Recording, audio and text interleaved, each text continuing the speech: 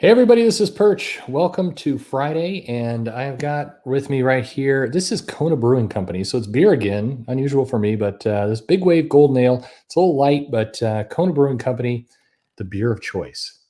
I'm going to have to start doing some promotional stuff here. Anyway, a little bit of a different stream. I don't have a guest with me today. It has been a strange week and definitely a lot of unusual things. I am here to answer your questions. There has been a lot going on here. I apologize, by the way, to all the people who were stuffed with a really miserable ad coming into this thing. Again, I don't know. I've been experimenting with the ads, turning them on, turning them off, and you definitely see YouTube make some changes depending on what you've selected, and it's just they'll hide. I mean, people won't get alerts, and it's garbage. But anyway, it's a little bit of a different stream. Like I said, I'm in a bit of a transit. There's a lot of things shifting. I've been getting calls pretty constantly from a number of people, and it's been obviously a very big week. So hopefully we can get some good comments, good questions. I'm here to answer them. And hey, thank you for joining me today, tonight, wherever you might be. I'll try not to belch into the microphone. That'd be good. And thank you all for spending some time and joining. And what an insane week this has been.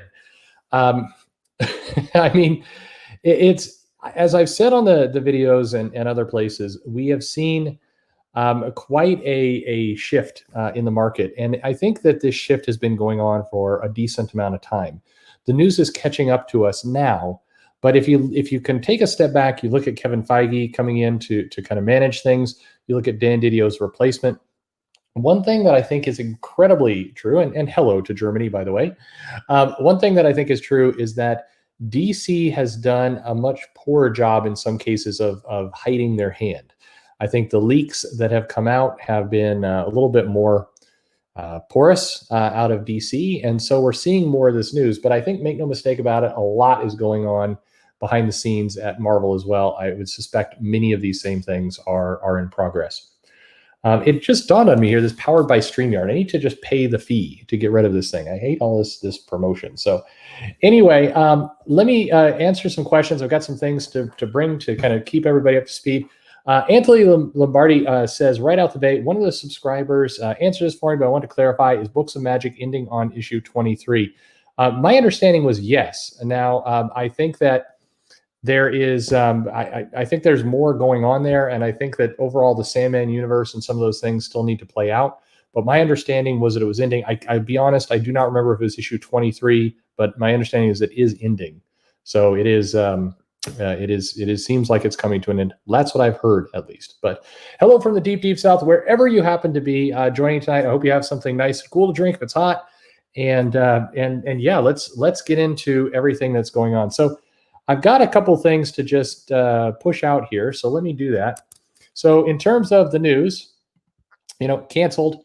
Hawkman, Teen Titans, Young Justice, John Constantine, Suicide Squad, Batgirl, Harley Quinn, and I'll state in a moment, changing, relaunching, Aquaman, Red Hood, and the Outlaws. This list is going to grow significantly. And many of the things that are canceled are undoubtedly going to relaunch. I think Hawkman relaunching, I think Suicide Squad, Suicide Squad has a preview of the film coming up at the Fan Zone, and there's zero doubt that comic book will come back. Same thing with Batgirl, Harley Quinn.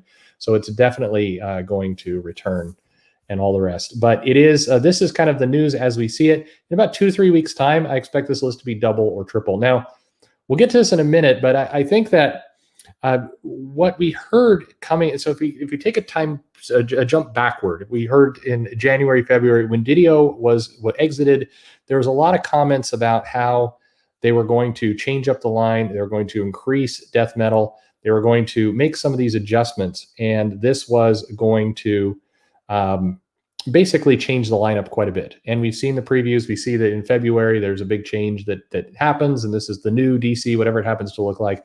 So we knew a lot of these titles would come to an end. And as somebody points out, Batman and the Outsiders is canceled as well. That's right. So that one is also gone. Thank you, Ian. And Red Hood is a continuing. So Red Hood has a new creative team, but basically I think the way you should look at that is nearly everything in DC is going to come to wrapping up, and or a storyline ended, a creative team changing. Basically everything's going to shift a bit in February is the way it looks like. So I would take everything that's being canceled, everything that's being relaunched, everything that's going on with a grain of salt. Some people are saying, is this a modified 5G relaunch? No, this looks like just a streamline. It looks like what we heard now many, many months ago was that post Death Metal, it would be the new DC universe. The slate would be kind of clean and we would build from there. And 5G and all the rest of those things coming in was certainly a plan at one point. And I think the plan was we'd have Death Metal and then we'd have an Age of Apocalypse style storyline, which was 5G, where some of the younger characters, some new things to play with would get a chance to shine in the spotlight, very much like Age of Apocalypse for some amount of issues, 6 months, I don't know. And then we'd get back to the DC universe. And it looks like that is, so we're getting that without the 5G part. We're just going to get this kind of cleaned up universe and then titles spin out of it. What I think you won't get is titles just kind of plunking along throughout this entire thing. I think things will come to some level of an ending and then a restart, at least to some extent. But that's what it looks like. Hello, Pablo from Argentina. I'm glad you're here. And again, to everybody who's here, this is what's going on. Questions? Will Aquaman and Mira get married? No, I think they won't. Or I think I don't know. This is pure conjecture, but I think it's one of those well, we can't be married, but we'll be married in spirit. Kind of one of those Batman Catwoman things. That seems to be popular right now in comics. Is like, let's make them married but not married at the same time. It's I don't know. It's crazy. But other questions before we continue. Is it true that Marvel will change from their normal comic format to an all digital and trade paperback format? I think eventually, yeah. I think, but I don't think that eventually is going to be for many years to come. It's a bigger conversation, but in general, and this is where, I think in the future, digital will be how comics are distributed. It will just make a whole lot more sense. But that is the future. And the future, I think we're a generation away from that future. I think that you're going to have an audience that has access to the readers, the technology. I think you're going to have people who generally like to read books and comics. So a good way to think about all this, by the way, is to think about books and how books are printed. And today, even though there are digital readers and everything else, most people consume books on paper. Until that really starts to change, I wouldn't expect comic books to change much either. So there has to be an acceptance of this format before things really start rolling. And I think that acceptance is at least one generation away and maybe more. I have, two daughters, as you know, both under 10, and they still like to read on paper. They try and read digitally. They don't really prefer it. I get them One Piece on the Shonen Jump app. They will go to paper. They'll ask to buy the books. And so it's still until that starts to click in a different way, I don't think things get really changed. Now, definitely, I think we're going to see more trade paperbacks. I think we're going to see more collections. And I think the monthly line is just going to shift up a little bit as people try and figure out what to do. But that's just my opinion. I say things like this and people get really hot about it. Like, I'll never move to digital. And okay, that's cool. That's your opinion. And it's fine if you don't want to. But just keep in mind that it's not moving to digital like next year. It's going to be a very slow process. Even DC, who did announce, and I'm about to get to it, that they are going to be doing more with digital, they still also in the same breath confirmed they're still doing print comics. And I think until that really moves, we don't really nobody has to get too anxious about it. Chances are, not being too grim about it, but I do have my beer, most of us will be dead by the time this transition happens. So yeah, we got that going for us, right? Any word on Bendis and King's future, or Kong's futures yet? I love Kong.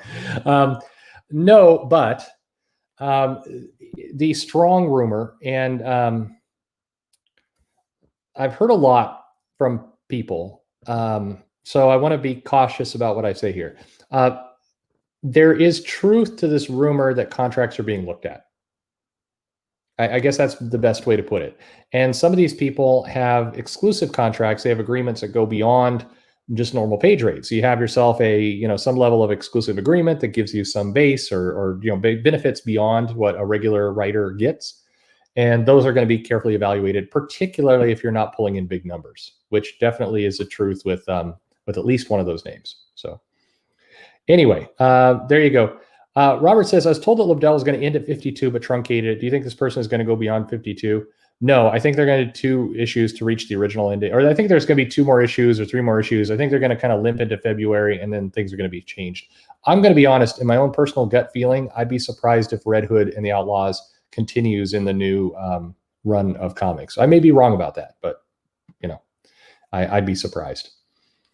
A couple other comments here, and then we'll get to some more pieces here. Oops, I lost track. Oh my God, what's going on? This is what happens when I do it on my own.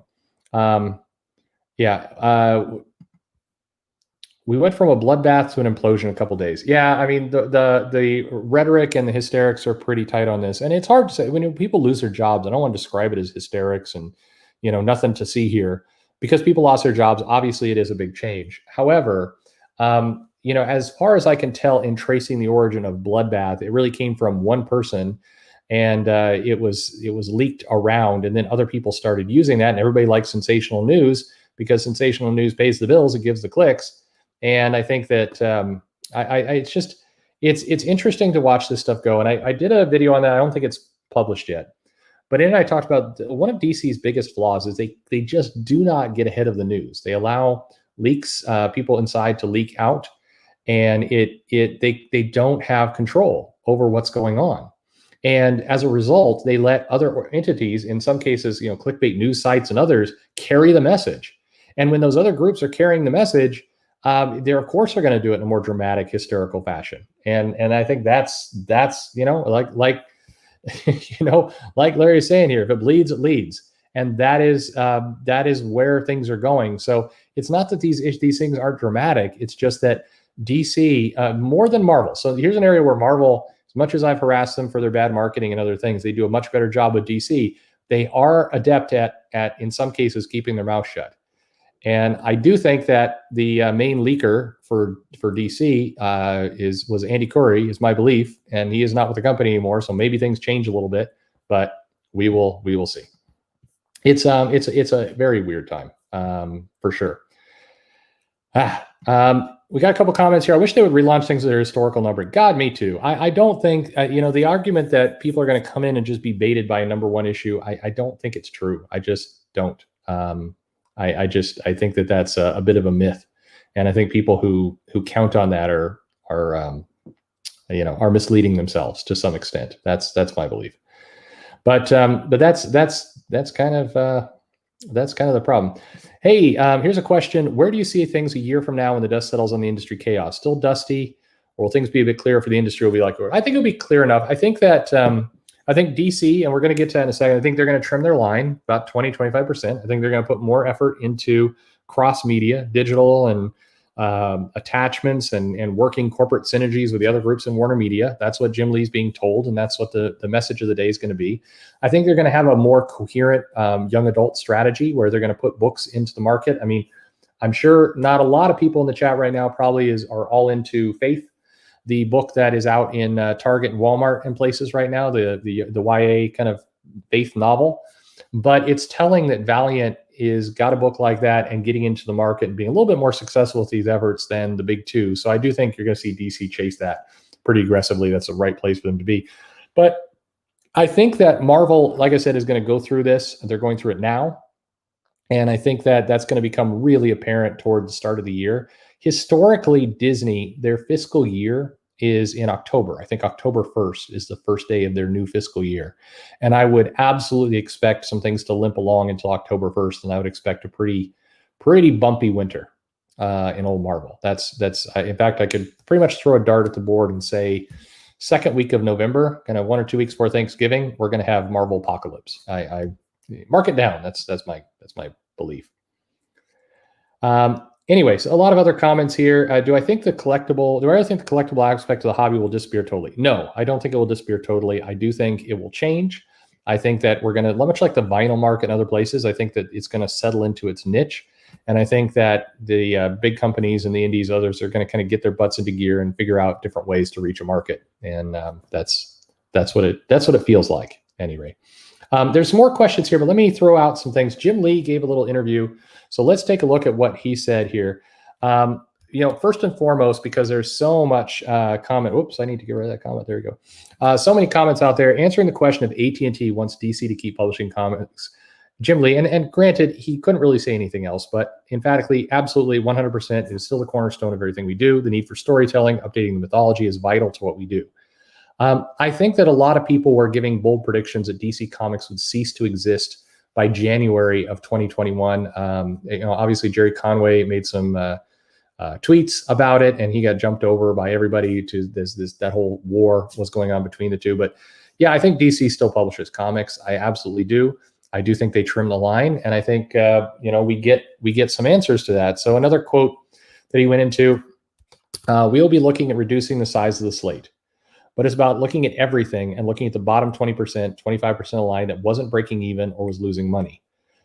Now, I want to pause there for a moment and give some context to this. It's not unheard of. Some people are saying, "Oh my God, a quarter of the comics weren't making money. That's a disaster." And you're going to see a lot of people really over-exaggerate that sentence. But the reality, if you're publishing any kind of product portfolio like this, it's not uncommon for your bottom 20% to break even or lose money. It's typically that, what you're hoping is that the other end of that the next 25% or so is doing, modestly well, making a little bit of money. And then you have 50% that's making good profit. Now, I don't think that's where DC was at, but the fact that 25 to 20% wasn't making money, was losing, that's not terrifying of a number. And people shouldn't overreact to that. At the same time, his second sentence, it's more about punch for the pound, so to speak, and increasing the margin of the books that we are doing. It's about aligning the books to the franchise brand content we developed, making sure that every book we put out for a reason. So, a good example here is Metal Men. Metal Men was definitely losing money. It was in that bottom 20%.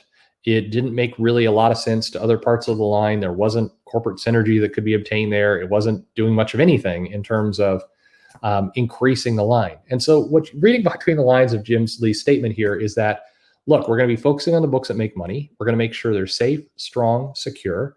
We're going to be really putting some effort into, making sure that those don't get screwed up, making sure that if we're selling 100,000 copies of Batman, what is it going to take to sell 125,000 copies? We're going to be spending more effort on those top line books to make sure they're growing, doing well, healthy. And we're going to not waste time and energy on 20% that isn't serving anything. Now, it doesn't mean they're not going to publish books that don't make money or break even. They probably still will, but the books that are in that camp have to have a point. They have to be building up some IP that some other unit can use, or perhaps, have a market trajectory that means they're going to make money at some point. It means they're going to start managing this like a business portfolio, which frankly is smart. I mean, to be honest, it's like, nobody in their right mind would just kind of take this stuff for granted. A question about this. So is that bottom 25% of dollars or units or dollars taking into account the cost of the talent used to produce a book? My understanding is yes, that takes into account the cost of the talent used to produce the book. Now, a couple of videos from some other channels have broken this down, and I'm getting some data from the source. A bunch of good writers, good artists, editors have supplied some data that we can look at this stuff. But some people have kind of exaggerated the amount of money that comics lose. They take an extreme example, and here's how you could easily do it. You can say, well, to get Tony Moore, well, let me see, to get John Romita Jr., maybe you're paying $350, $400 a page. Maybe you're paying, who knows? Maybe you're paying something like that. And so you use that dollar amount. You use that figure to say, well, this is what it costs to make a book. Or I've seen some videos say, well, a cheaper artist might be, $50 less than that. But the reality is some cheaper artists are less than half of that. And so, but you take that one example and you just start to do the math up, and it's very easy to make a book look unprofitable. It's also where you can say, all right, well, according to Comic-Con, it sold, 21,000. And 21,000 times $399 minus the cut equals this. But the math doesn't also exactly work that way. You do have other places where you're selling the art, where you're maximizing the story. You do have other figures. No, I'm not saying that there's gold in the hills of digital and it all works out, but it's not quite as black and white as some people have portrayed it. It's not as dire, I guess is the point here. Let me throw a couple more things at you here real quick. This was a rumor that caught up saying DC Comics was bringing in somebody from esports. And this came by way of Bleeding Cool, which came by way of probably Andy Curry. And he stated, we are bringing in a general manager to the organization. My role, the way it was envisioned 10 years ago, was that I would always have a partner that would focus on the operational side. The general manager we're bringing in has a wealth of marketing experience, global partnership experience, general business development experience. That person will start in September. So number one, the GM has been hired, meaning, they're not talking about some abstract position. They're talking about somebody who has been hired. And chances are this is somebody from within the Warner Media empire already that's moving over. That's probably the case. I'd also say that in terms of somebody in the publisher, and Marvel desperately needs it too, bringing in somebody with marketing experience, partnership experience, business development experience is a smart move. They need this. They absolutely do need this. And it would be crazy not to have this kind of role. Again, this is just managing your business. Now, somebody has, Gregory writes, why DC got to be so much about the business? I get it. I mean, from a creative, or you may be saying this tongue in cheek, but as a creative group, we rarely want to think about these aspects, but this is what pays the bills. This is what gets this content out and around. And so I think that this is pretty common. They need to worry about this stuff, or, it goes away. No, I'm not saying Jeff Johns. I do not think Jeff Johns will be this person. I think it will be somebody specifically with global, partnership, global business development. I think this will be somebody who can make partnerships and make deals and look at ways to take brands and get them more places. And this is definitely what's needed in many ways. Finally, Jim Lee notes, you're definitely going to see more international content. Sure, everybody's doing that. Let's go get those China dollars. Yay. You're going to see more digital content. When you talk about growing our business, both physical and digital, to me, the opportunities are global. That's what we'll be focusing on. So one interesting part about this comment, and I think this is a little bit of projection by me, perhaps, is that in other regions, specifically Asia, digital is doing quite well. It's strong. It makes sense. And it is, it's consumable. The audience goes for it. And so I think that you will see, it makes sense if they're going to say, all right, well, let's get our digital strategy going. By the way, I think it's 98, but a minute ago we hit 100 in here. That's a record. So thank you guys, by the way, for coming in. Thank you for spending some time with me tonight. I'm babbling away and didn't even notice. Holy shit. I'm sorry. Amazing. Thank you. Thank you very much. I lost my train of thought. No, if you're going to do a digital strategy, it makes sense to go and vet it out in some markets where digital is accepted. And if that's what's being said here, I think that's smart. And, I hope that's the case. That would make sense. Real quick, I'll stop sharing here for a second. We'll queue up some more stuff to talk about. I think that there's a bunch of things to focus on. We'll get to those in a second, but there's a handful of questions I blew on by, so let's get to those. We're going up to this. You guys write so fast. Oh my God. I need to take a drink. There we go. It's good beer. Okay. Here we are. Let's see. We've got some questions here. Jumping in late, so maybe this is already asked, but how do you see this impacting collected editions? I think that, I think that you're going to see this weird gap of a lot of the collected editions, a lot of the legacy stuff. I suspect that DC, because I've heard them fishing around, I suspect they're going to look for somebody who can really manage their back catalog and maximize it. And this may be part of what the general manager can do, but I think there will be a role, whether it's an editor or somebody else that's really going to be looking back and figuring out ways that they can make more money from it. So I think you're going to see a pause, and then I think you're going to see some concerted effort in that area. So there you go. What do I think the balance between ongoing titles and miniseries will be? Again, I'm guessing, but I'm guessing a lot more miniseries. I'm guessing, especially with the numbers, 3 Jokers, we're hearing 300,000 copies sold. I think you're going to see a lot more miniseries. You're going to see a lot more kind of finite stuff. I think Scott Snyder had said he wants to do more with Black Label. Now, Black Label itself may be changing, but that kind of format, and it makes sense. I think have your ongoings be titles that you can get behind, that you can do stuff with, and have your experiments be miniseries. Get good artists on them, get them collected. I think that's quite likely. What do I think the total number of titles that will end up stabilizing after the relaunch? I'm going to peg 35. I'm going to guess it's going to be about 35 when all is said and done. That's where I think things will sit. This guy's saying, "Hey, dude, took me forever to find somebody to analyze comic book." Hey, thank you very much. I'm glad. I'm told I'm boring. I'm told I'm Comicsgate, Jason, anti-Comicsgate, SJW, cuck. I think all those things. So hey, whatever. Shouldn't Batman end after issue 100? Nah, it's going to keep going. Batman all the time? Yeah, there's going to be a lot of Batman. And a lot of people are calling this the death of DC. Do I think that's true? No, not at all. I think that some of the people, again, I think that there's people who have been leaking information, who leaked a lot of the 5G plans, a lot of the creator plans, some contracts, other people to sites like Bleeding Cool, Newsarama, and others, CBR. And I think those people, especially some of the bigger names, probably were rolled out of the company. And I think they're very pissed. And I think they're saying it's a death of the industry.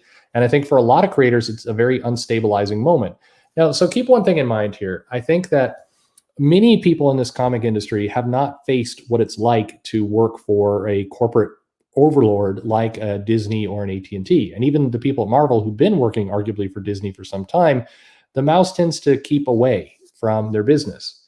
And so when you have to come and deal with that reality, it changes the game for you a lot. It is kind of a paranoid place to be, where you have this big faceless entity above you that is, basically got your future, by the balls in some cases. But history kind of shows us what happens. AT&T has acquired many companies over their history. They tend to follow the exact same format every time. In fact, the amount of time between acquisition to layoffs with AT&T and the DirecTV acquisition is like down to the week of what happened with AT&T and Warner Media, the exact same track. And I think it tells us a lot about what they do. I do not think DC is going anywhere. I think it's a very stable brand. I think it's solid. I think they're going to keep making comics. I think they're going to, in some cases, grow up a little bit and say, how do we make more money off of what we're making? How do we maximize it? Now, if you loved comics because you love that kind of indie feel to it, this is going to suck for you. It's going to be jarring. It's going to feel painful. It's not going to feel as ad hoc. It's going to feel a lot more corporate. And I think the good news is, if you like these titles, I think they're going to get a little bit more stable, and they're going to kind of hone in on trying to perfect something that works rather than chase a bunch of kind of random indie dreams. And on the bad side, or glass half empty side, well, no, I'll put it a different way. If you're an indie comic company right now, there's a ton of opportunity for you to start to fill this void, and maybe do it in a more professional way, try and avoid some of the mistakes DC made. So there's a lot of opportunities. Some people have recently telling me I'm way too optimistic, Pollyanna, kind of all these words. I'm seeing my head's in the clouds and other things. Make no mistake about it. People are going to lose their jobs. People who have been working in this industry for a long time and are used to the industry going a certain way, that world is over. So things are definitely going to be different, and that's going to be really tough for some people. But anyway, again, hey, we're back over 100 people. Holy shit! Wonderful. Awesome. Thank you again for joining. Hello, Nerd Wonder. I'm awesome to see you here. I have an art project I want to do with you. I'm way behind in contacting you, but I've got something for us to do. I really want to do it. Yeah, with Andy Curry gone, there goes DC's link to sites like Bleeding Cool. Well, at least one of them for sure. Yeah. And I think that's probably a good thing. And that's maybe one of the reasons why you've seen such hysterical news coming out of Bleeding Cool in particular about DC and kind of their various moves and all the rest. And as they've gone more corporate, that's definitely scared the hell out of a lot of people who just don't want to live in that environment, for sure. And I think that's why you're hearing some of what you're hearing. Apparently, rumor has it, AT&T's got a gag order on some people now, and I mentioned this on Wes's channel with Thinking Critical. He had brought this up. We heard about this gag order, and what's interesting about this is, across Warner Media, there were many layoffs, and many divisions were hit much harder than DC. Yet the news and the stuff spilling out, the kind of the noise on Twitter and other places, came predominantly from DC. So even though they were impacted less, they were screaming loudest. And I think that did raise some eyebrows over at AT&T. I think that did irritate some people, absolutely. And I think that it's, there's some people, there may still be some people losing their jobs, or some creatives they will not work with, because if there's one thing that I will say very definitively, having worked with AT&T in the past, they do not like leaks. They do not like they have their message, and you stick to their message, and good help you if you don't. And I think there's definitely going to be some irritation in there. I think this leaves some questions that I wanted to just throw up here for us to think about here. So one, who leaked the information? Were they part of the layoffs? What will a gag order mean? Like I just covered, that I think, definitely we know some of the names, and there's probably a couple others. I think there's some creators who really won't get much work going forward for sure. How will exclusive special creator contracts be handled, specifically with many of Bendis' titles below a cancellation line? What does that impact? Well, how does that impact him? We'll have to find out, but definitely, I think at least there's some truth to the rumors that these exclusive special contract creators will be looked at. Of course, they will, and I would expect if we're living in a world more of sales and numbers count, that it's going to change the mix a little bit, and maybe some people who have had some really good deals with some of these exclusive contracts will decide they can make more money with Image. I mean, that's possible too. I wouldn't be surprised. What are Marie Javins and Michelle Wells looking to do as a co-editors-in-chief? There have been at least the temporary named editors-in-chief. I think there will be some more shaking out. One has definitely more of a YA focus. I think Michelle Wells has more of that background and that focus. And I think for the next 6 months, it's going to be stabilize the line. It's going to be launch whatever comes after Death Metal successfully. And I think that's what it's going to mean.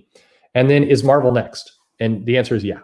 Marvel is happening right now behind the scenes. I'm not saying in a gossipy way. It's happening right now, absolutely guaranteed. They're going through some of this as we speak, and you're going to see that definitely go on. So that's just where we're at. A couple more questions here, and hasn't historical numbering been virtually destroyed at this point? Yeah, it sucks. It absolutely sucks. Where do you think this whole hate everything, praise everything, when from? I get the question. I think that, we live in a time of extremes, whether it's our politics or our sports or whatever it happens to be. We live in a place where nuance and kind of, being balanced is almost considered a weakness. I mean, how many times have you gone online and somebody's like, oh, you're a fence sitter, you're in the middle, and it's meant as an insult. I'm like, well, yeah, that means I think for myself. So I'll take it as a compliment. But I think that there's a lot of that. And I think that when we're surprised by some things that a lot of people don't understand, these kind of corporate acquisitions and all that kind of stuff is outside of the realm of a lot of people understand. And so it's frightening. And it doesn't help any when you've got like your news sites screaming and shouting that the end of the world is coming. And even creators are picking up on this going, DC Comics will be dead by January. It's like, I mean, that amps people up for sure. And then I think that, in some cases, if you don't work for DC, if you're a competitor or you view yourself as a competitor, then some of this stuff is good news. So you want to hype that up too. You want to amplify that there's problems. So I mean, it's a hard balance between saying, are there problems? Yeah, there's problems. But at the same time, if you just consider if DC was making double or triple the money they are making right now, which would have been unheard of for where they are, none of that really would have changed anything. They were still way below the line of being, a business unit that was untouchable in this acquisition. DirecTV made just gobs more money than DC Comics, and they got massacred heavily. So this was it. I know I hear some people saying, this is why they should have been better to their fans, why they shouldn't have attacked people on social media and all the rest. And yeah, people should be good to fans on social media. They shouldn't be up to all these shenanigans and all this nonsense. They absolutely shouldn't. That's true. I don't think whether they were really good to people or not good to people on social media, it would have changed this event, because this event was set in stone with the AT&T acquisition and everything that fell out of it. Let's assume they had the best customer service of all time and was making big money off of it. You can't even contemplate a world where they would make enough money to get to be untouchable in this picture. It wasn't going to happen. So, they should be good. People should be good to each other, and they should have professional behavior on social media. They should just do that because it's the right thing to do, and because that is better for your audience and your fan base and growing titles. And I think when you're not, you do erode sales, and it's bad. But this factor was bigger than that. I just think, it is what it is. Yeah, just make him deep throat in all the ways. Anyway. Do I think there's a future for characters of Teen Titans or Young Justice to get solo books like in the 90s? Probably not at the moment, but I do think there will be some kind of book that collects these characters together. I just don't know what that would look like right now. I just don't. There's something. I mean, some book will emerge. the character. But I think they want to do a different take on it. They want to do something that feeds itself up for a cartoon, or, I mean, they're just going to want to do that. What else do we got? What are your thoughts on Webtoon? It seems like some popular creators are making good money. Some people are making money on Webtoon. And I think, it's a, more than anything, I think if you're breaking into comics, this is a good way to do it, in the sense that you can get your feet wet, get used to a routine and a schedule, start to understand money. I think these are all good places to go. Do I think there'll be a huge spike in back issue prices if comics go all digital? Maybe. I think there will be some increase for sure.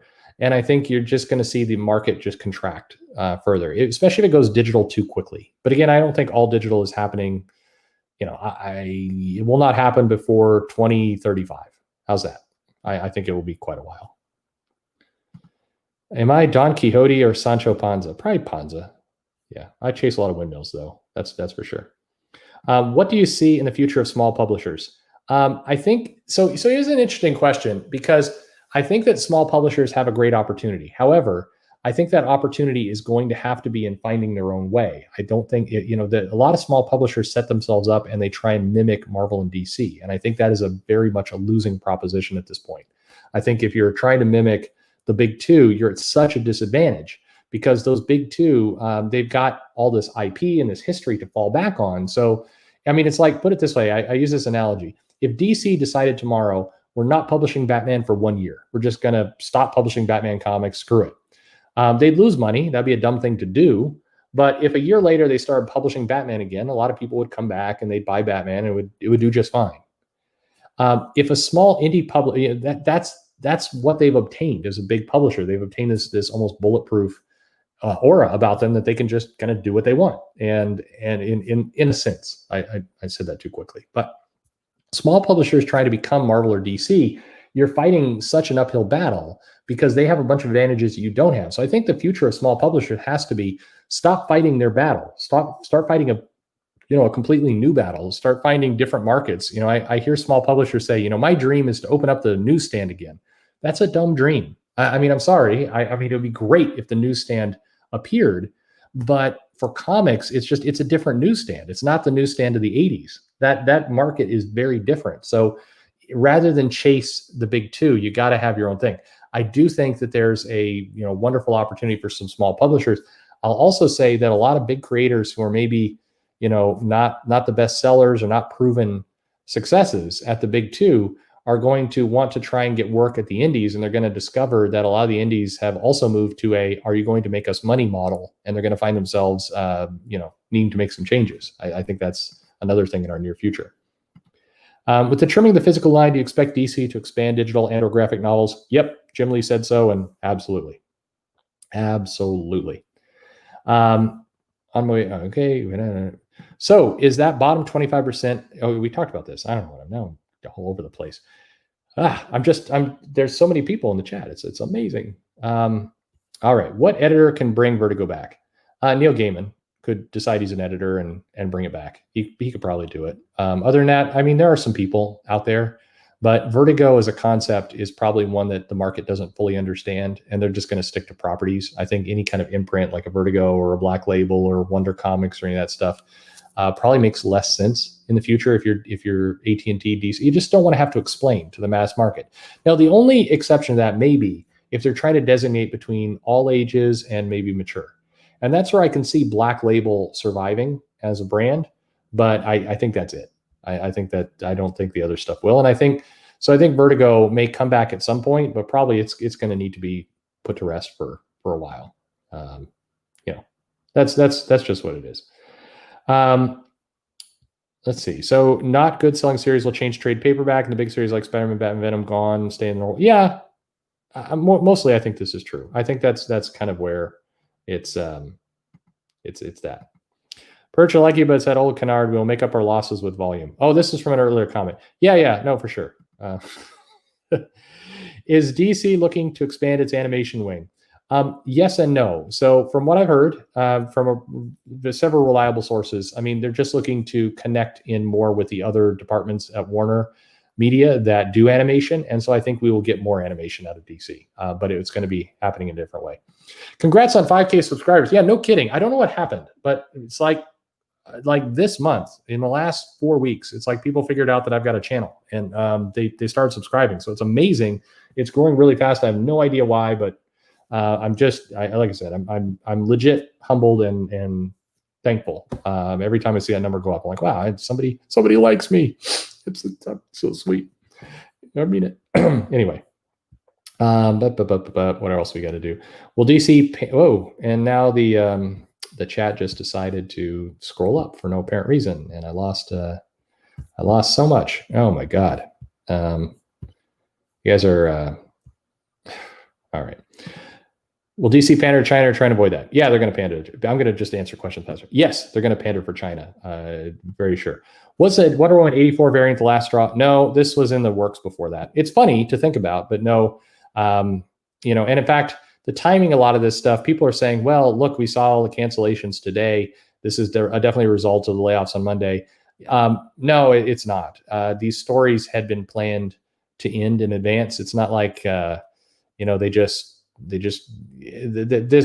has been coming. But no, the variant was not the last straw. In fact, I'm willing to bet that people at AT&T are probably happy with that variant because Rooster Teeth is a property of theirs and they like the companies working together. So I think we're going to see more of them.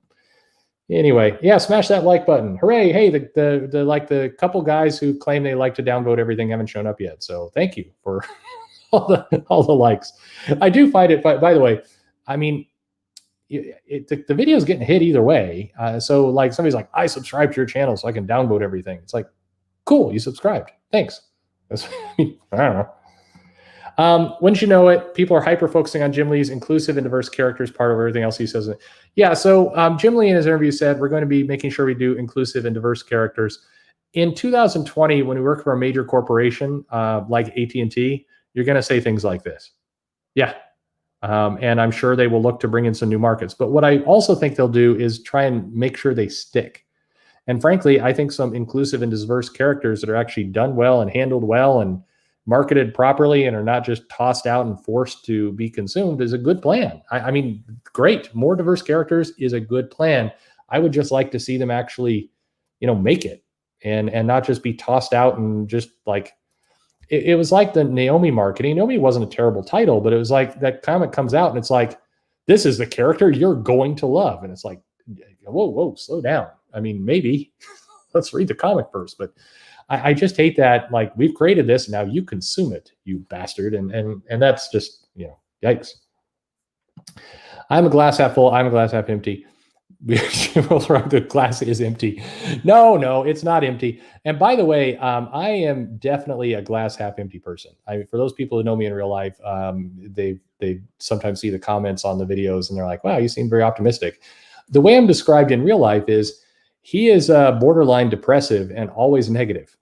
that's the me people know. But anyway, if the stream does 100 likes, Perch will do an ankle reveal or maybe more. Anyway. Let's see. Man, I'm so far behind. What do you think Hicksman's master plan is? Sell these comics as long as he can get away with it. And plans. Yes. What is the downside of Comicsology, and what do you think would be a defining feature improvement would be? Getting away from Amazon, I think, would be a major step forward. I also think that, I don't know. I just think Shonen Jump just does it well from a usability perspective, from a reading perspective, from a content perspective. Every time I use Comicsology, I'm always pissed off, and I'm not completely sure why. It's like this is annoying. It's very annoying. Best YouTube? No, there's better ones, but thank you very much. I appreciate that. Okay, we got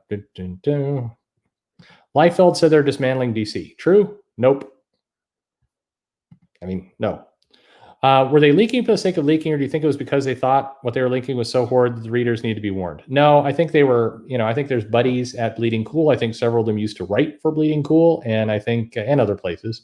And I think that this was, telling your buddy some gossip. And I think a lot of these people are not mature enough to realize that when you work for a corporation that, you shouldn't say stuff like that. You have to keep your secrets. I mean, right now, if, one of the smartest things DC could probably do when this is all said and done is like bring everybody into a big Zoom conference and like, let me walk through what your contract tells you. this is what an NDA is. This is when we're going to sue you. That would probably be a good thing for them to do. I'm just saying.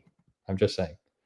Blah, blah, blah, blah. If DC was ending, they wouldn't bother moving out from Diamond a couple months ago. Yeah, that's true. I mean, all these things that you're seeing now clearly paint to a bigger picture of DC wanting to control more of their own future. And that's what they're doing.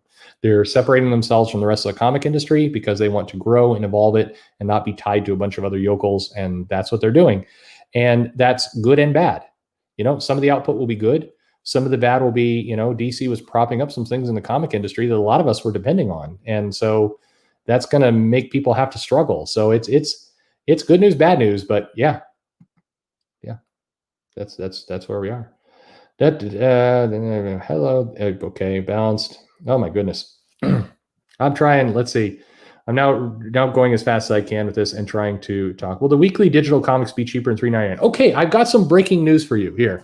I'm anxious to say this. So I can't say from who, but yes, there's going to be a cheaper digital plan that's going to get rolled out, I believe, at the Fan Zone.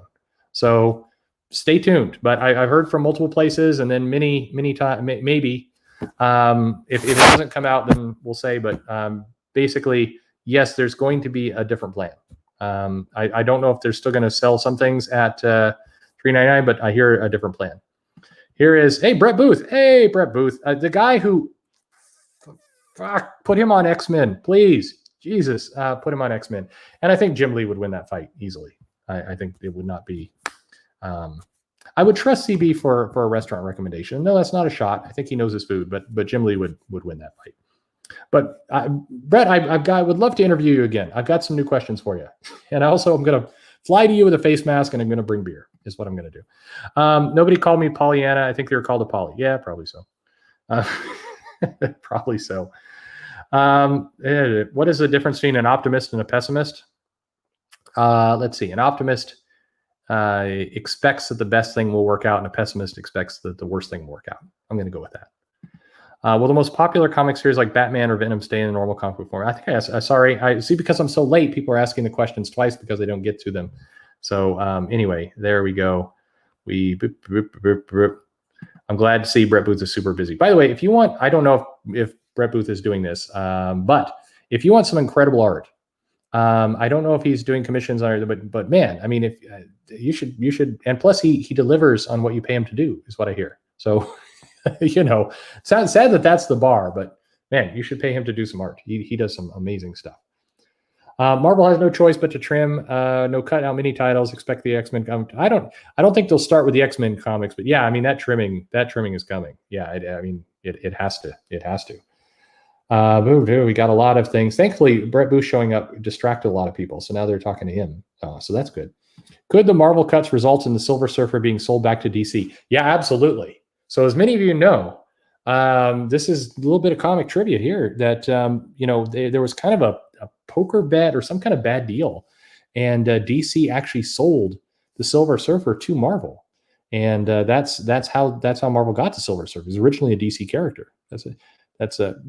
Yeah, totally true. Absolutely. Sorry, this was in an old video. So for people very confused by now, the backstory is, so somebody there's a guy who would come into the shop who believed this 100%. I mean, this was a fact in his mind, and he would argue passionately and angrily about this. And it didn't matter. Like, you could put proof in front of him, and he would continue to say this over and over. And it just, but anyway, that's a good. I love that you are remembering that you are awesome there. I got good people. Do you think we'll ever get the return of Super Sons? Nope. I wish we would. I did like that title, but no, I don't think we're getting it back, sadly. Barry or Wally? I like Wally West. I think Barry's fine, but I don't know. Maybe it's just the era. I just really like Wally West. I always like that character. Do I think a viable competitor to Comicsology is going to show up? Yes, I do. Yes, I absolutely do. And that's all I'll say about that right now. Do I believe that death metal will finally fix everything and retcon all the terrible stuff out of existence and give us Roy Harper? Probably. Well, I don't think it'll fix everything. I don't know if it'll retcon all the terrible stuff out. I do think we're going to get Roy Harper back. So that's what I think. In all these cases, I'm almost true. It's awesome. So how long before AT&T clamps down their employees and social media? I think that I think there's one more big shoe that needs to drop. So I think one more big name in the AT&T universe, and I doubt it will be DC Comics, but somebody will go off and say something crazy. I think as we get between now and November, the insanity is going to ramp up and up and up on all sides. And people are going to start throwing stuff out. And then I think there's almost going to be, there'll be an election.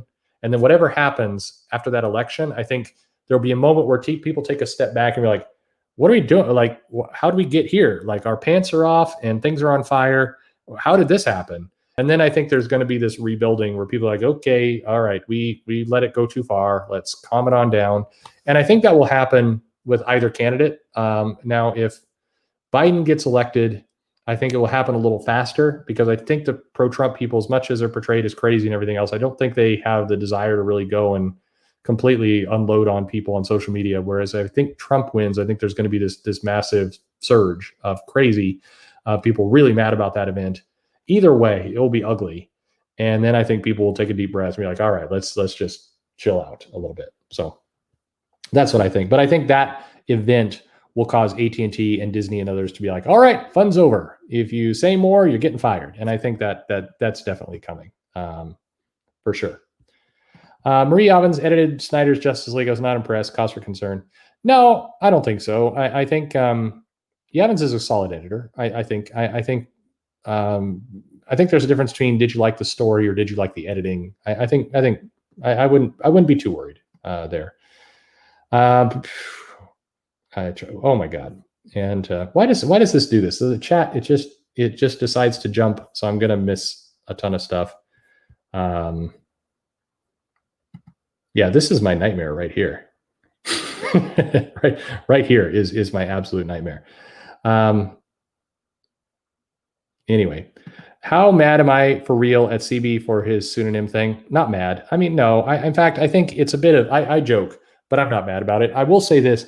If I'm mad at anybody over the pseudonym that he did, the Akira Yoshida business, it's mad at people at Marvel for not copping to the fact that they knew.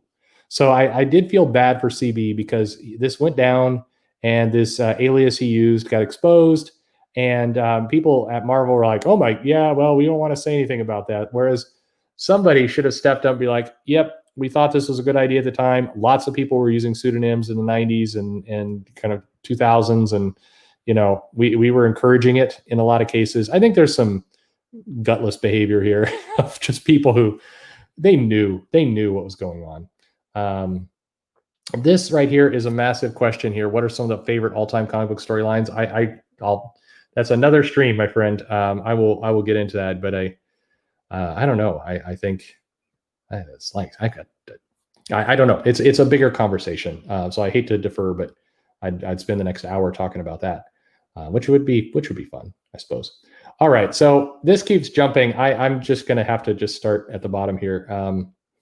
During lockdown, I used your YouTube to entertain when my streaming content ran out and found you among. Oh, thank you very much. I'm glad that you found me, and I'm sorry about all the bad audio.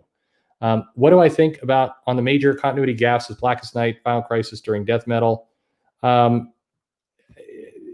People are in a hurry. I think people are in a hurry. And also I think Death Metal doesn't really care. I think the Black Lantern Ring, God Gun, those other things.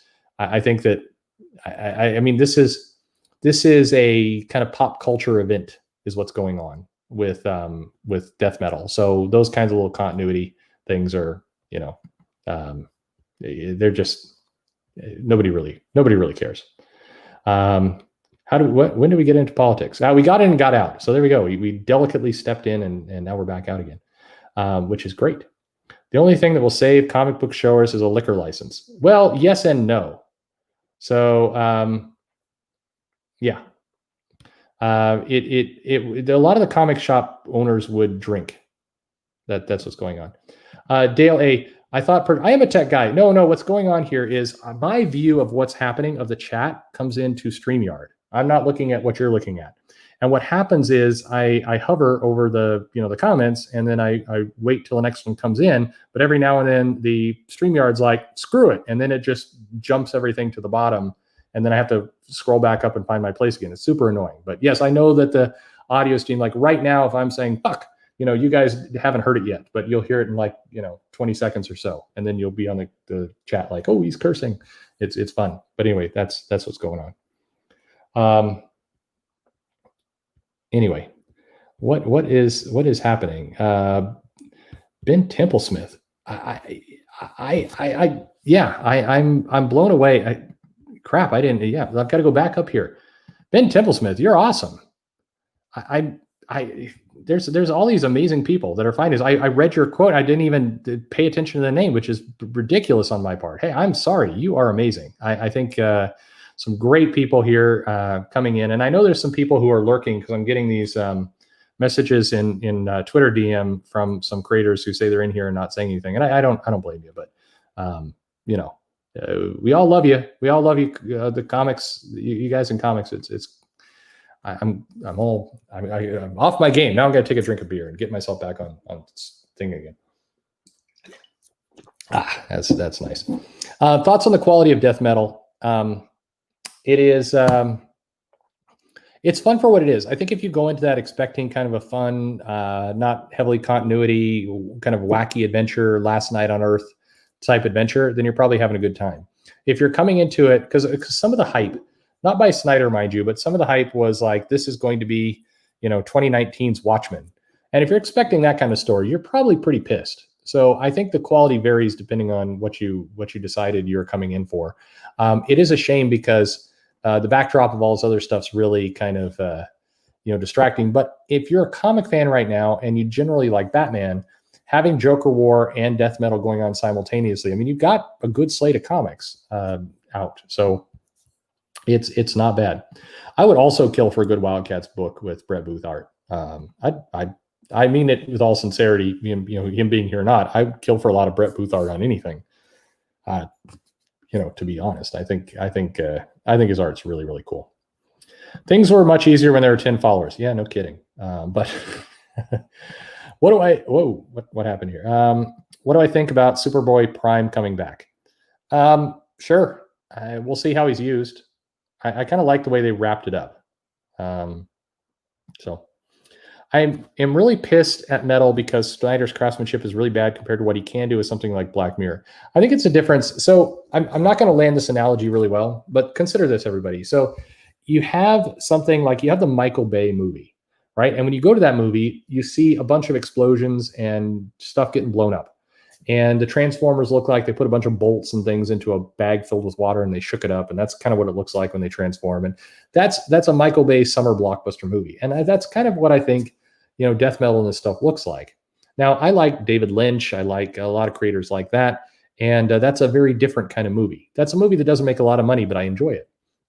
And I think what's interesting is I think Snyder can write to both ends. And it's not surprising to me if they want to focus him on things that are summer blockbuster, big money. I just think that's it doesn't surprise me. Have I ever shotgunned a beer, Perch? I have many times, and yes, I'm tempted. I'm very tempted. Can I DM you work around for the problem of StreamYard chat jumping? Yeah, sure. Yeah, if you teach me how to use this stupid thing. Yeah, absolutely. How do I feel about Marvel's events keep happening in 2020? Yeah, to that point, actually, let me share this. So I put this up in, what am I doing? I put this up in Twitter and got all the Dawn of X people super pissed off. So that's always good. And it's simply this. So, and I know I did a video on this as well, but this is kind of this comparison. And for lack of a better word, I understand the inflation and all the rest. And some people were debating if this was truly a use of inflation. Yes, I use the Bureau of Labor calculator and everything else, but it is, that paper costs differently. It is not one-to-one. Fine. The point I'm trying to make here with this is that events were 9 issues are now becoming 26. And granted, as some people pointed out, well, what about that Onslaught, BS and Age of Apocalypse and other things?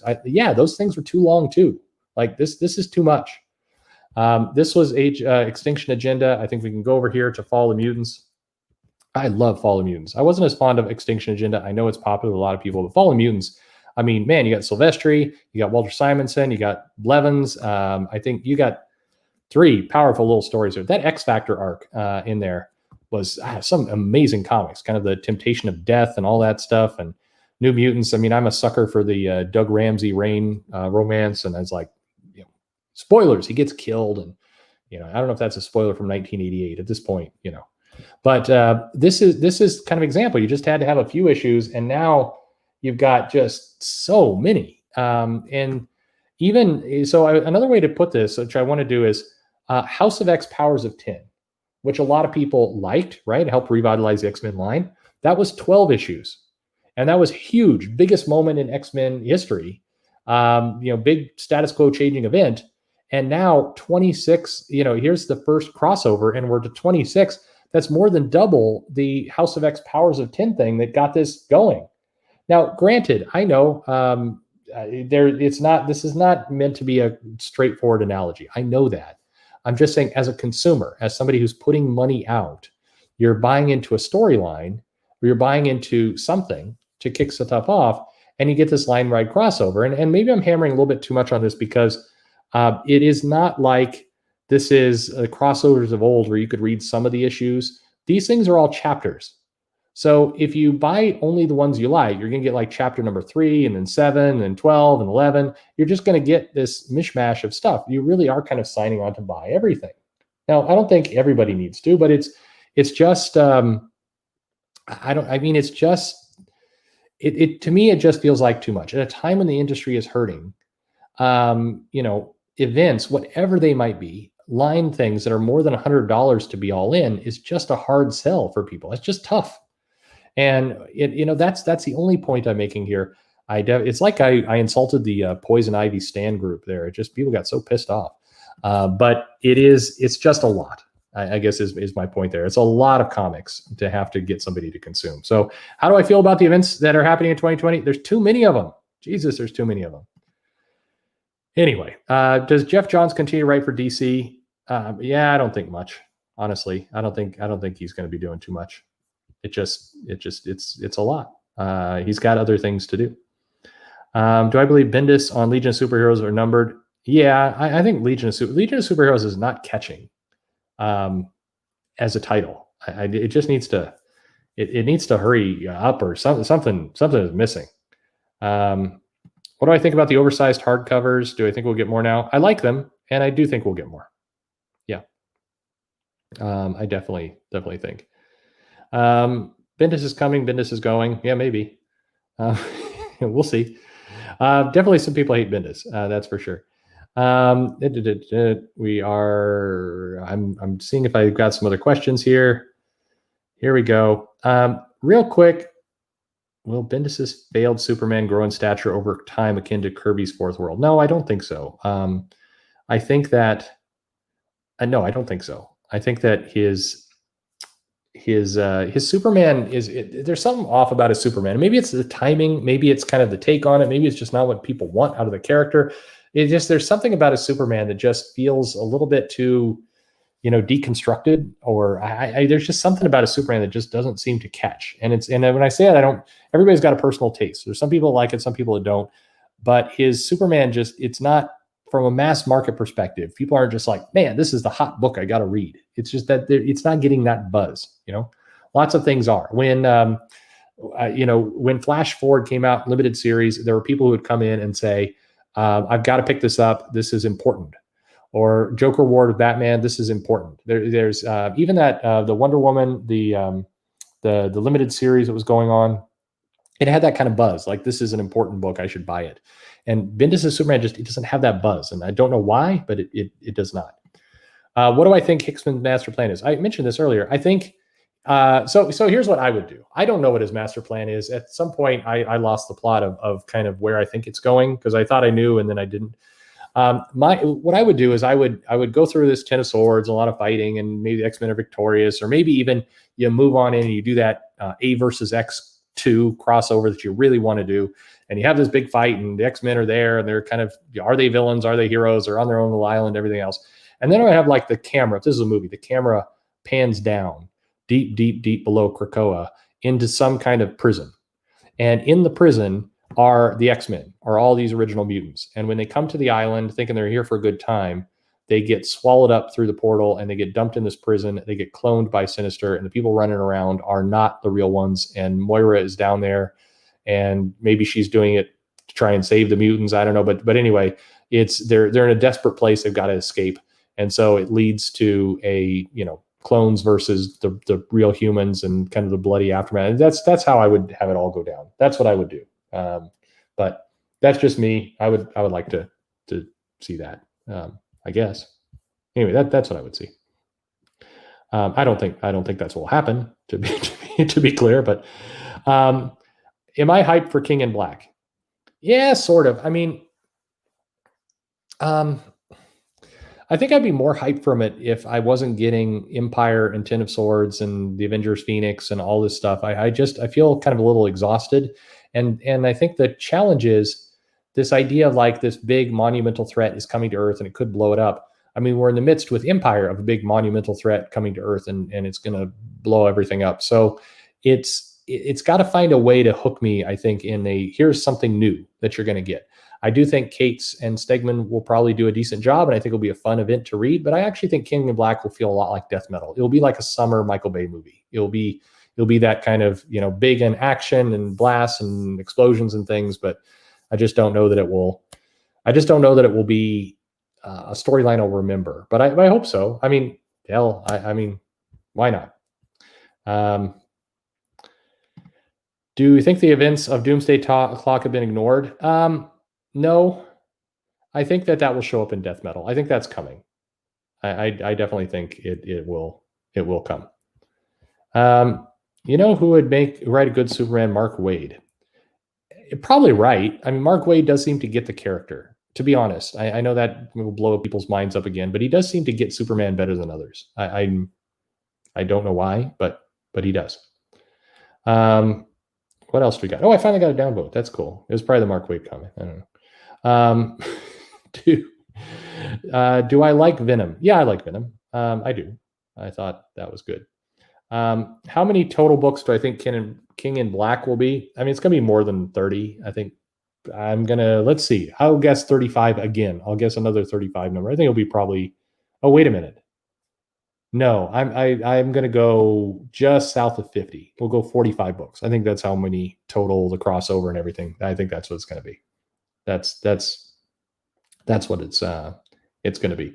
Yeah. It was announced Kelly is leaving Aquaman. Aquaman is not gone. Yeah. Aquaman is gone, or sorry, Aquaman is ending her run. And then we don't know yet whether it's just going to segue right into another creator or whether we're getting something else, whether we're getting a reboot. I think a lot of things are just going to reboot, frankly. So it depends on how you define gone. It will come back. There will definitely be an Aquaman. I mean, especially with a big movie coming out and everything else, we're definitely going to get an Aquaman. We may get a couple months with no Aquaman. And now I've said Aquaman way too many times over the course of a very short amount of time. Dude, thank you very much. You don't need to shut up. You're awesome. And you have delivered me many, many good moments in comics. I just got to tell you, absolutely. Who's my favorite Spidey? Peter Parker. I think I like Peter Parker.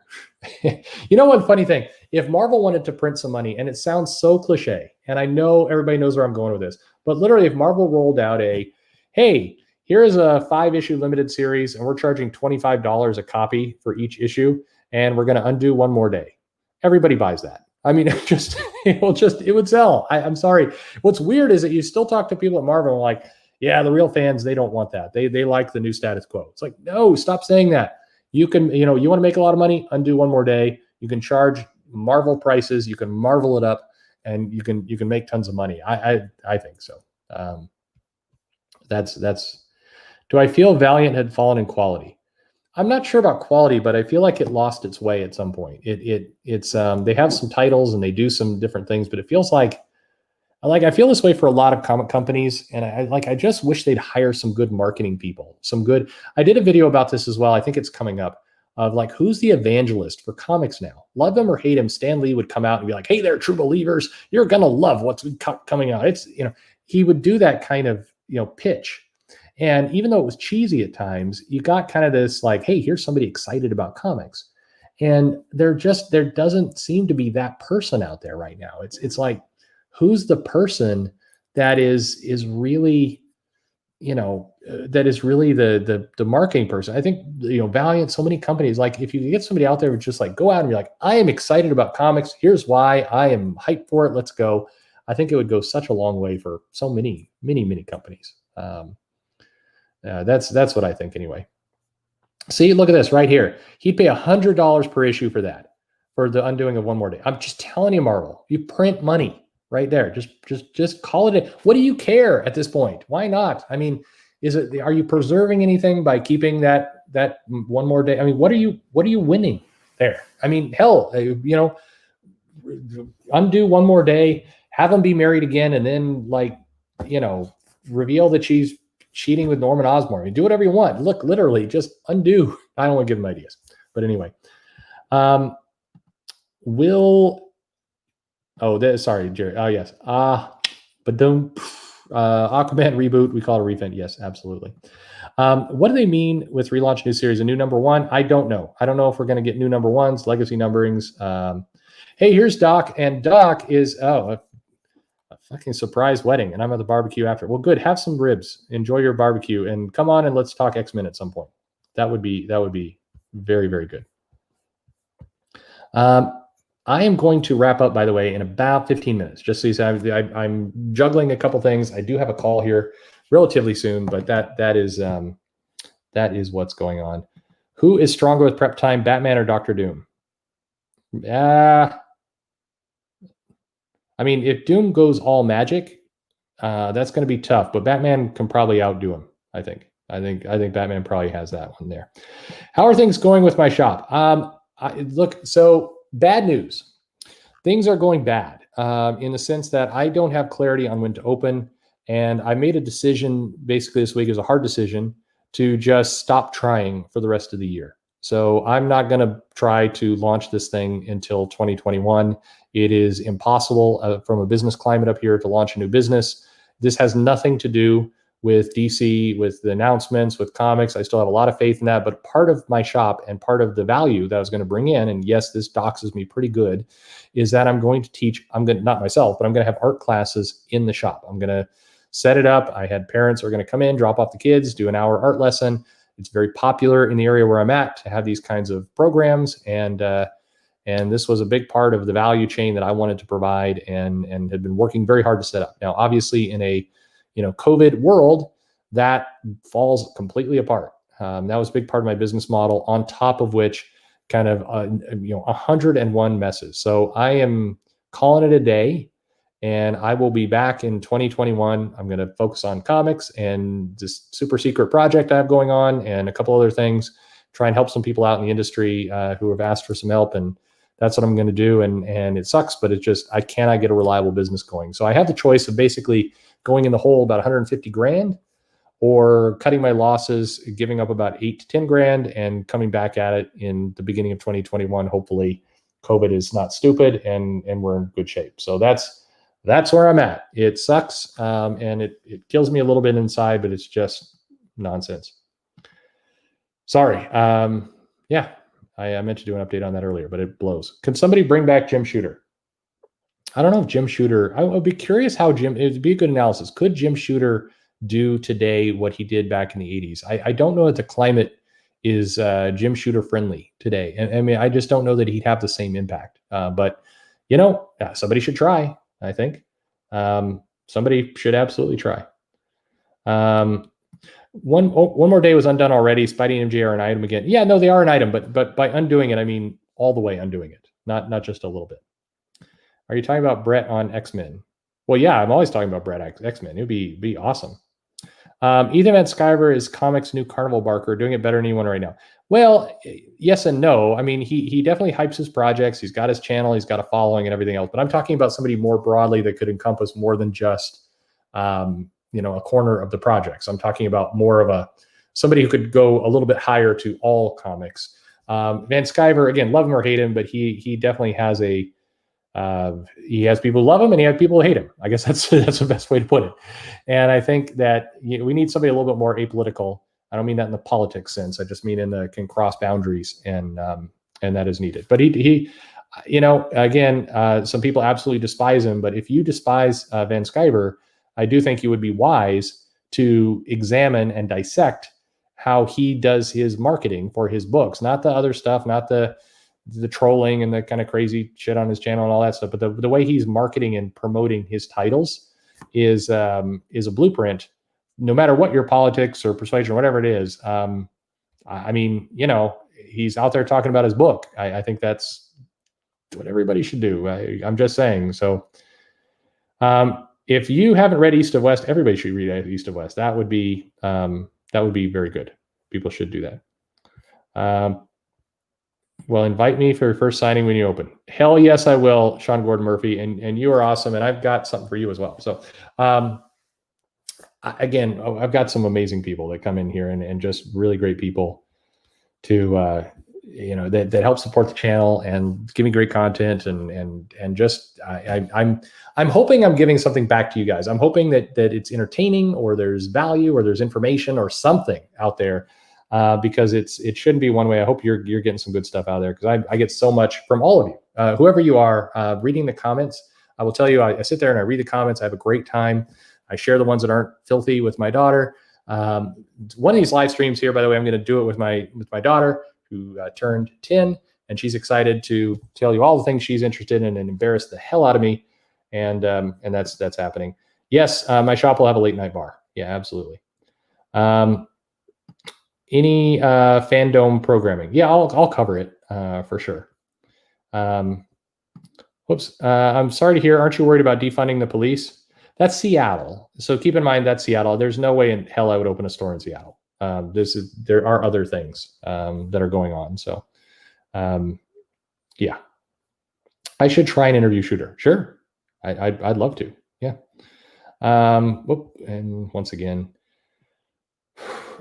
what do we have a lot of good stuff here. Look, I think EVS did give you a shout out on his show. Give who? Me? Oh, that's nice of him. I don't know. Somebody passed me that show. I had no idea. I've heard. I think like I said, I irritate people all over the place, and I do it because, and I'm not trying to. I just, when a topic comes up, I look at it, I try and evaluate. Here are the pros, here are the cons, here are the different pieces of it. Here's some information for you. One thing, if you've been listening to the channel, I want to stress, I have my own opinions about things all over the place, all the time. When I do this channel, I think it would be pretty arrogant for me to come in here and tell you, this is my opinion on X, A through Z. I don't think anyone wants to show up for that. It doesn't matter. So what I'm trying to do is just, here's some things to think about, here's some facts, and then you make up your own mind. You guys figure it out yourselves. That's kind of the plan. One thing I've been negligent about, I think, in general with this channel, I want to get back to, and it was somebody who came in and said, you talk about a lot of these topics, but they come across like real inside baseball at times. And it would be really nice if, you went back to some basics, like, who is Capital City?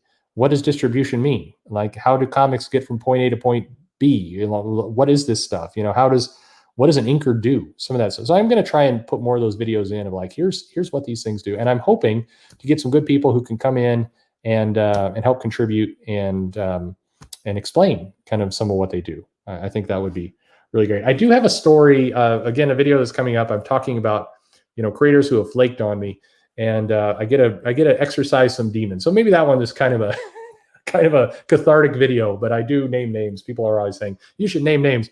I go through a bunch of the people who have flaked on me. So, and the names will surprise you. Anyway, some people have heard those stories before. Anyway, let's see. Ann Nascenti can do Mark Doyle, Andy Curry, Bob Harris job all at once. Oh, I don't know about that, but Ann Nascenti is wonderful. And Bobby Chase, I really like Bobby Chase from way back then. So I definitely hope he has helps. EVS has got more creators, Indiegogo campaign, 6 figures more anyway. No, I know that. I'm not saying he's just doing it for himself. I'm just saying, as a broader umbrella, as a broader bubble, I'm hoping to see some. I want to see somebody coming out who can really evangelize comics as a whole. Now, Van Sciver is always going to have a large group of people who are going to be like, oh, I hate that guy. So he's compromised in that sense. In the same way, by the way, that I think Joe Quesada and Dan Didio and others are compromised in this role. So, but we need that unifier kind of person who can be the comics evangelist. I think that is good. I want to meet you someday in person. I think you're probably talking about the really cool people who showed up in the chat, not me. But that, someday we'll do a little con together. That will be good. My phone is dying. Yeah, mine is too. Here, well, at some point.